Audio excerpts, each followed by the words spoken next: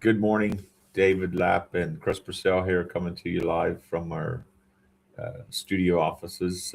We are in Lancaster, Pennsylvania. Today is January the 27th, 2026. Today we're going to be talking about conflict and I love the title here. Conflict isn't the problem, avoidance of it is. So, I was just telling Chris before we came live here that hey, maybe we get into an argument here, and let's just bring our conflict out. So I guess we'll see where it goes. But yeah, we're going to be covering topics like healthy conflict versus personal attack. Some of that kind of some of what happens if you don't if you don't bring out conflict, if it's there, but you just try to keep it hidden. But yeah, before we get into that, we're going to do our scripture verse for the day, which is Ephesians 4:15 and 16. But speaking of the truth in love may grow up in all things in him who is the head, Christ, from whom the whole body, joined and knit together by what every joint supplies, according to the effective working by which every part does its share, causes growth of the body for the edifying of itself in love. And if you look at a body and there's differences there, but the real benefit comes when the differences are willing to speak up and share the different angles. So yeah, as we get into that, Chris, what's on your mind? Yeah, one of the things that spoke into this, and um, we were originally in the follow up of Martin Luther King Jr. Day, and I saw a quote that was shared by Dr. King in the late 1950s, where he said, "True peace is not merely the absence of tension; it is the presence of justice." And what I think that speaks into for me, and I think how it applies to even for us in this idea of business relationships, church relationships, personal relationships, about conflict not being the problem but avoidance being the problem, is by seeking to avoid conflict, by seeking this false sense of peace, we also never deliver on a fullness for everyone in our lives and who we're working with. We don't get to hear them. We don't get to receive them. Frankly, we don't get to see their pain and their trauma. We don't get to see the good things that are happening in their lives. There's this sense that we have to be real enough with ourselves and how we operate in our teams to understand that big things, big emotions, big problems can exist, and ignoring them and putting them to the side is simply going to make them someone else's problem. It's simply going to kind of pass it on in a way that we might not reflect on it positively, even on ourselves, when we look back at it, to recognize that, man, if I just would have handled that then and there, what are the waterfall things that I wouldn't have seen ever happen as a result? Yeah. So that's a big thing that was kind of sitting with me about this topic. Yeah, and it's often where somebody says, well, they're fine, but they're not. There's that inner turmoil going on, and they leave the meeting with that going on. They're going to talk to somebody about it, and I think it's always better if we can address the situation, when it's present, and actually hear the other side. And sometimes you'll actually, I say sometimes, almost always, you will hear a piece that you didn't see before. Hmm.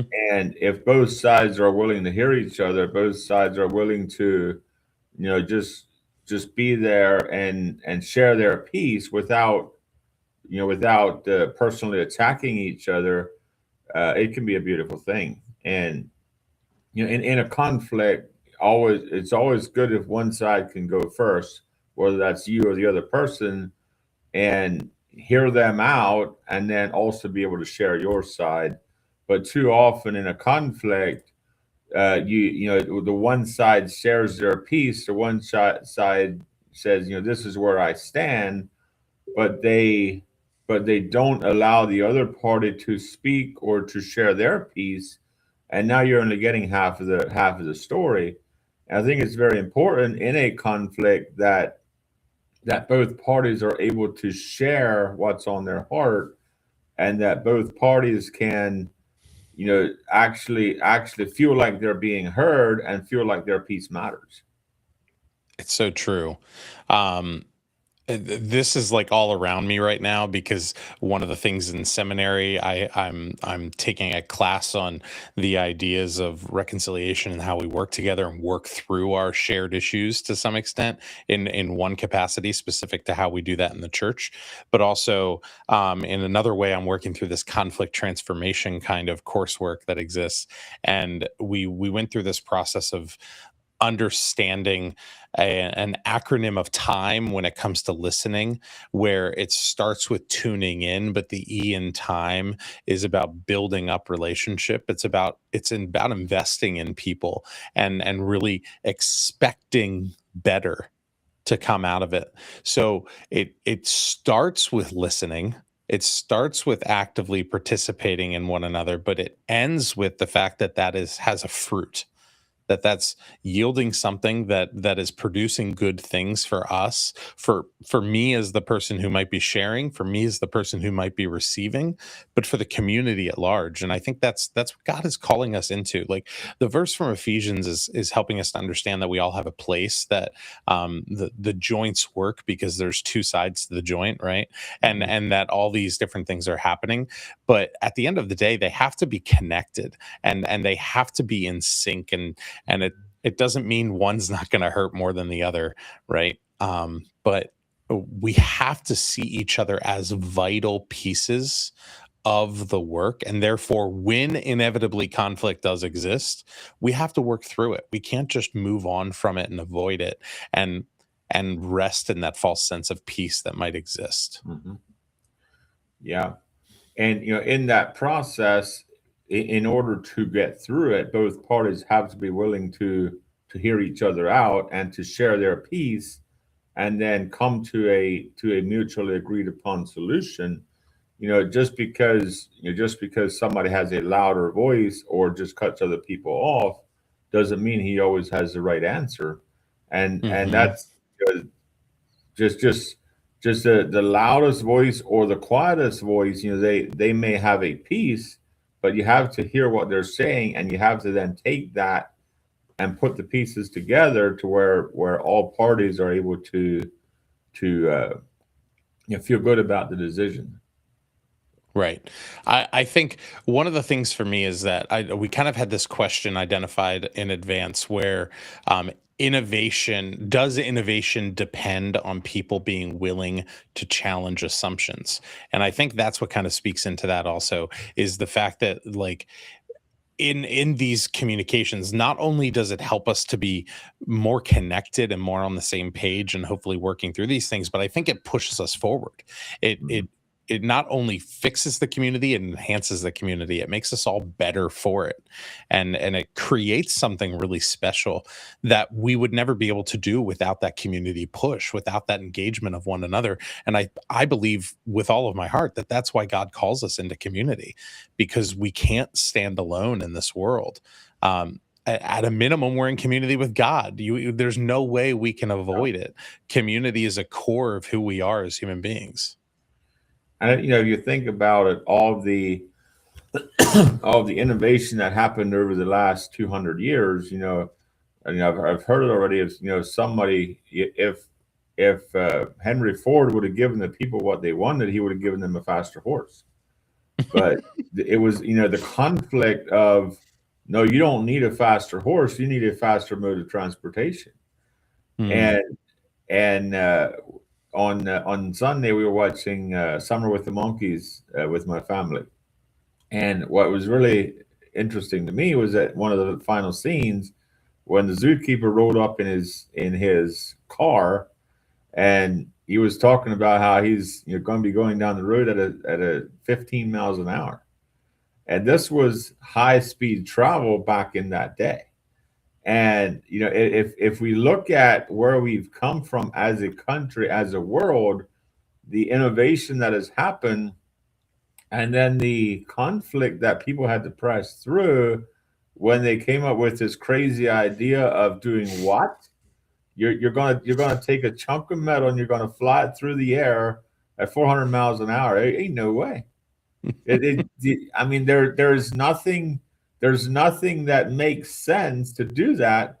But somebody had a vision. Somebody had enough of pieces bolted together to say, yeah, we're going to make this happen.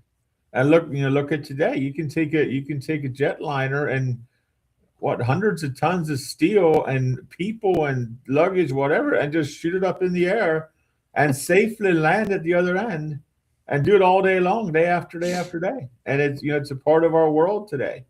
So I'm sure the first time the Wright brothers or whoever were the first people that flew came up with this idea, I'm sure people thought they were totally crazy. There's layers to that craziness. I love that story too, because it's so true. Like, imagine the conflict that existed in those spaces, right? But even the Wright brothers compared to someone else, right? They were flying an object off a hill and they said, oh, it needs to be light. You know what I mean? It has to be this way. And to your exact point, now we're flying these like mammoth, gargantuan, heavy objects through the sky. Yeah. They would have probably looked at that and thought that was crazy, right? There's layers to the perception of crazy and out of left field that just doesn't make any sense. But it's in that conflict, it's in that tension, which is what I love about the King quote. Like Dr. King says, that tension is what really brings that to play. And I think that's an important piece, because tension doesn't mean opposition. Tension doesn't put people at odds. It just names the reality that we don't see each other in the same way. We have a thought and an idea, and if we can acknowledge that and live in that tension, we might just be more on the same page. And by avoiding it, we get none of that. We get none of the value and the beauty that can come out of that reality. Yeah. And what gets really crazy if you're up against a conflict where you can argue both sides of it. It's like, God called you to something. It's like, yeah, but Lord, this doesn't make sense. And you have this internal conflict, and it's like, okay, where are we going to go with this? Because we know what God called us to. We know what the Bible says, but it's like, yeah, but Lord, you don't understand. And it's like, okay, well, who are we to try to tell God He doesn't understand? And that internal conflict can sometimes just be, sometimes it's just like, yeah, but that's where faith comes in. That's where you have to trust that God knows what He's doing, and you have people around you that you try to talk yourself out of the idea, and that the more you try to talk yourself out of it, the more they're like, well, that sounds like God. So it's like, all right, well, let's figure out how to get through it then. And yeah, it's you have those situations too. Yep. I shared a word over the weekend at church as a part of my sermon, where I was speaking out of Psalm 27, the Psalm of confidence. And it starts with this confidence in God, right? And identifying God as the light and seeing God as transferring the light. But at the same time, later in the Psalm, the psalmist, who most of us know as David, starts saying, but don't you turn your face on me. There's that internal conflict where there's almost always this like sense of like, I've got all the confidence in the world, but I also have maybe a healthy level of skepticism because I've seen it go bad before. But I love that because it can be an example for how we live our lives. Like there's nothing wrong with skepticism. There's nothing wrong with that idea. Inherently, it's when it becomes debilitating and it causes us to stop talking to one another. And it's in that debilitating fear of something that we don't understand or we don't know that these systems and issues, I think, really start creeping up that cause turmoil on teams that really don't allow us to work functionally together. Yeah. And I've heard it said already, if two people on a team agree on everything, one of them is irrelevant. and it just shows the power of conflict in a team is, and there's a lot of truth to that, where if two people, if you're just a yes man, if you're just somebody brings something up, you just agree with it, what foundation or how is that going to enhance the conversation? Because conversation is really about the best conflict wins, the best argument, or the best person that's able to, hey, this is what I'm sensing, prove me wrong, and just lay it out there and let people shoot holes in it if they can. Yeah. And that's a lot of fun. Although sometimes if you don't have anything to lose, and you can just lay that out there and say, this is what I'm sensing. If you can, if you can shoot holes in it, go ahead, because I'd rather have you shoot holes in it now than once we go live with it. But this is where we're at. So true. I'd rather have to go back to the drawing board than launch it and fall flat. Yeah. That's way worse. I think there's a reality too, just to the idea, like what you're speaking into is, I think for all of us, we have to be able to receive that among each other and among our teams, right? We have to be able to receive what feels prophetic from someone else, what feels like a word that just needs to be shared. God gave us 2 ears and 1 mouth for a reason, right? We're supposed to listen a little bit more than we talk. So I really feel like we should be speaking into that a little bit more in terms of how we operate. It's ironic that I say speaking into it and make a statement about ears, but that's besides the point. So yeah, I think that's how we really are training our teams. We're training each other, I think, to listen to one another, to be present with one another, and to not avoid these things that feel uncomfortable, but to respond and prompt to hear more, to listen more, to always open the door and exponentially understand one another more deeply. Yeah. And we're going through the EOS implementation here at Blessing of Hope the last year, and our implementer told us, if we don't have any issues, then that's an issue. Mm-hmm. Because if you don't have anything to work on, it means that there's probably somebody not putting their actual things on the table and say, hey, this is something we need to work on. And I think there's a lot of truth to that. If especially at a high level where there's all these different things going on, there's always something that you can improve on or grow in or stuff like that. But yeah, it's conflict is an interesting thing. As much as we hate it, at least some people do, we would really be a pretty boring world without it. And if you can embrace the conflict and allow that sharpening of your senses, allow that sharpening of your skills, allow that sharpening of who God called you to be in that process. The Bible talks about Aaron sharpening Aaron, and that's the conflict, that's the disagreements among the brethren, among the but you have to be able to come to a solution in a conflict, and that's where the power really lies, is what I see. Amen to that. Good advice. Yeah. Anything you want to share yet before we wrap this up, Chris?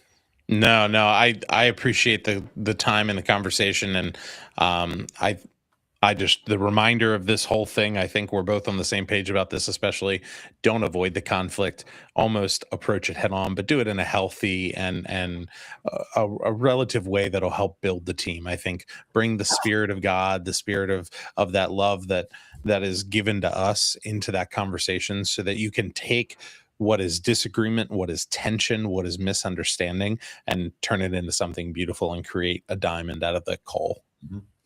And the conflict needs to be around the situation, not around the person. Mm-hmm. And I think that speaks into one of the topics that we have here is healthy conflict versus personal attack. If you're going to attack the person because they brought out a point of view, now you're attacking the person, you're not attacking the thing. Mm-hmm. And I think it's very important to make that distinction, because too often we shoot the messenger and we miss the message. Mm-hmm. And I think it's important that we're able to hear the message no matter where it comes from, and discern the message, not decide just because it came through this individual, we're not even going to listen to what they're saying. And I think that's a very important thing, is to separate the messenger from the message and actually address the conflict, and not automatically disqualify it because it came through a certain person. Because if you automatically disqualify it, now you're attacking the person, and you completely miss the value of that conflict or the value of that point that this person was bringing to the table. So. Yeah. Well, and I don't want to open a whole nother thing we're nearing 20 minutes now, but the other thing is, sometimes we do have to see and receive the person that's sending the message alternatively, right? Like, they might be uniquely facilitated and able to communicate a certain need that they uniquely see, which is unique to them as a person too. So we don't want to make it personal conflict, but at the same time, we want to receive people for personally who they are and the way they receive it. So just another way of thinking about it too. Yeah. Amen. We could probably talk another half an hour on this subject, but I'm sure. I think it's, we're going to wrap it up here for today. Thank you for watching. Thank you, Chris, for joining me today. And God bless you.